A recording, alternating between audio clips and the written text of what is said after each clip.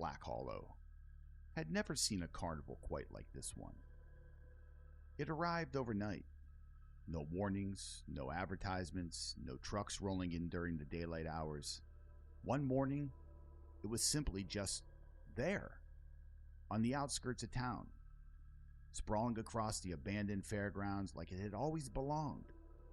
The carnival lights flickered against the night sky, casting eerie glows of red, yellow, and blue across the pavement. Laughter echoed through the air. The smells of kettle corn, candy apples, and something more metallic. Something wrong wafted through the night. No one knew where the carnival had come from. There were no known owners, no records of its existence. Yet its arrival spread through town like wildfire. Everyone wanted to see it.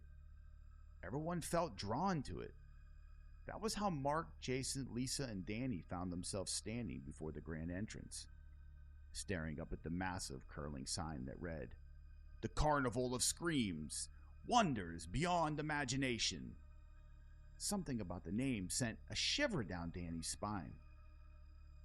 I don't like this, he muttered. Lisa smirked. You never like anything spooky. It's not that, he said. Something about this place feels off. Jason then put his hand on his shoulder. Relax, dude. It's just a carnival. Rides, games, fried food. You'd think they were sacrificing people in the freak show or something. Danny forced a chuckle, but deep down, something gnawed at him. The fairgrounds stretched far beyond what should have been possible. From the outside, it looked like any other traveling carnival. Small, a few rides, some game booths, maybe a funhouse. But inside it was enormous. Rows upon rows of tents stretched into the darkness, each glowing with an eerie neon light. A massive Ferris wheel loomed in the distance, its spokes turning too slowly. Its silhouette flickered as if it weren't really there. A roller coaster twisted high above the fairgrounds, its tracks vanishing in the clouds of thick, unnatural fog. The games were manned by figures with two wide grins, their faces almost mask-like in their stillness. And the people? They weren't right. Their movements were strange, jerky, like marionettes being pulled by an invisible string. Some of them stood still, staring ahead blankly, waiting for something unseen. Others wandered aimlessly, their eyes glassy and unfocused, their lips moving in silent mutterings. Lisa leaned towards Jason. Okay, I'll admit it, this place is creepy. Mark shrugged.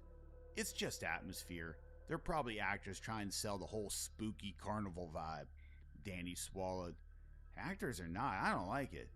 They then saw the freak show tent.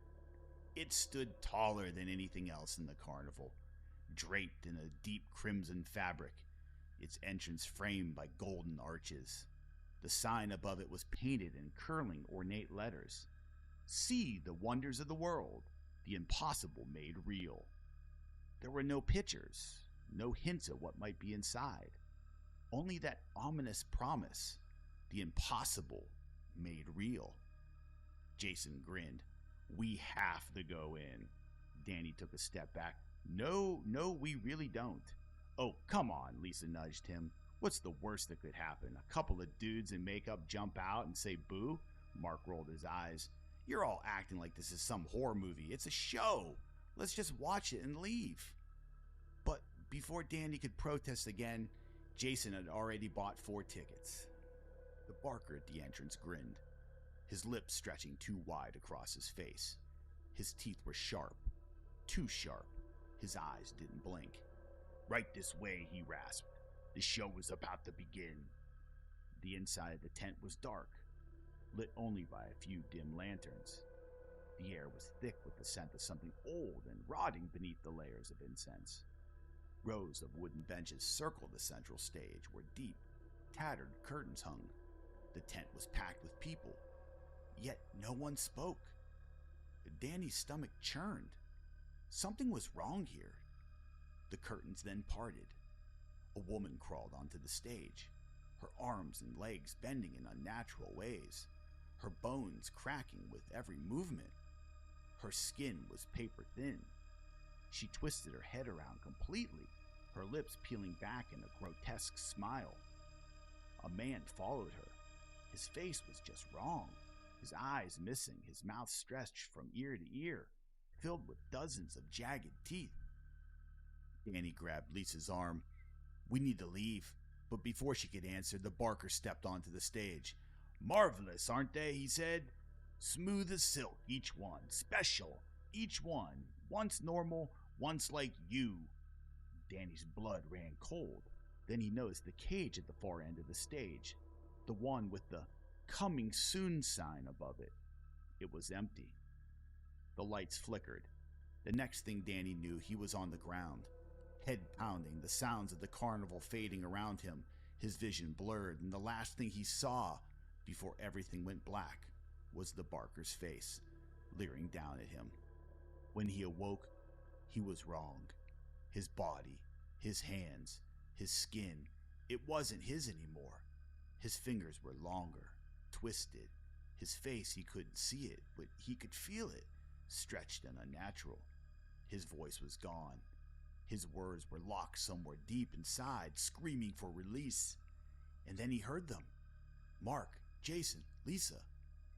They were standing outside of the cage. His cage. He reached out. He tried to scream, but only a garbled, broken sound escaped. His friends recoiled. "What the heck is that?" Jason muttered.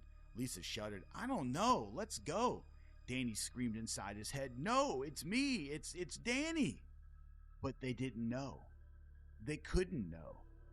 The carnival had stolen him, and now he was just another freak in the show.